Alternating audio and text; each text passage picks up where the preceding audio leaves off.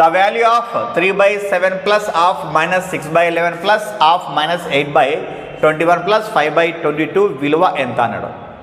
మరి ఇదే ఇష్టం ఏం చేస్తాం, మొత్తం అందరం టక్కని వెంటనే మనము ఎల్సిఎం ఫైండ్ అవుట్ చేస్తాం. కానీ ఎల్సిఎం ఫైండ్ అవుట్ చేయాలి, ఎందుకంటే ఎల్సిఎం ఫైండ్ అవుట్ చేస్తే వస్తుందంటే చాలా లెంత్గా వస్తుంది. కాబట్టి ఏం చేస్తాను, నేను ఇక్కడ సపరేట్ చేసుకుంటాను. ఏ విధంగా అంటే ఇక్కడ 7, 21 ఈ రెండు సపరేట్గా, నెక్స్ట్ 11 ఈ 22 ఉండే ఫ్రాక్షన్స్ సపరేట్ చేస్తాను. ఎలా అంటే 3/7 ఇది ప్లస్ ఇంటూ మైనస్ అవుతుంది, -8/21. నెక్స్ట్ ఆ తర్వాత -6/11 ప్లస్ 5/22. ఇప్పుడు ఏం చేస్తానంటే ఈ 7ని 21గా రాసుకుంటాను.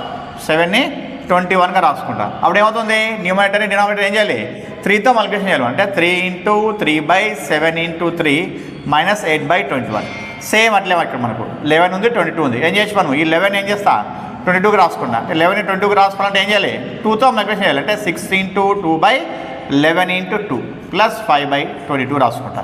నెక్స్ట్ ఏమవుతుంది, ఇప్పుడు 3 3 × 9/7 3 × 21 -8/21 -12/22 ప్లస్ 5/22. ఇప్పుడు ఏం చేయొచ్చు మనం, సేమ్ ఉన్నాయి కాబట్టి ఎల్సిఎం అదే వచ్చేస్తుంది మనకు. అంటే డైరెక్ట్గా 21 రాయొచ్చు. పైన కూడా ఏం చేయొచ్చు, న్యూమరేటర్లో డైరెక్ట్గా ప్లస్ ఉంటే ప్లస్ చేయొచ్చు, మైనస్ ఉంటే మైనస్ చేయొచ్చు. ఏముంది 9 - 8 మీన్స్ 1. నెక్స్ట్ ఆ తర్వాత ఇక్కడ కూడా -22. తర్వాత ఇప్పుడు -12 ప్లస్ 5 అంటే ఎంత వస్తుంది, అప్పుడు -7 అవుతుంది. ఎందుకంటే 12 నుంచి 5 వద్ద ఎంత వస్తుంది, 7 వస్తుంది కాబట్టి. నెక్స్ట్ ఇప్పుడు 21 ఉంది, 22 ఉంది, డిఫరెంట్గా ఉన్నాయి కాబట్టి ఇప్పుడు ఏం చేయొచ్చు మనము, ఎల్సిఎం ఫైండ్ అవుట్ చేయలేము. కానీ వాటి ప్రోడక్ట్ ఏమవుతుంది మనకు, ఎల్సిఎం అవుతుంది. అంటే 22 × 21 ఎంత వస్తుందంటే 462 అనమాట. కాబట్టి ఏం చేస్తాను, డైరెక్ట్గా 462 రాసుకుంటా.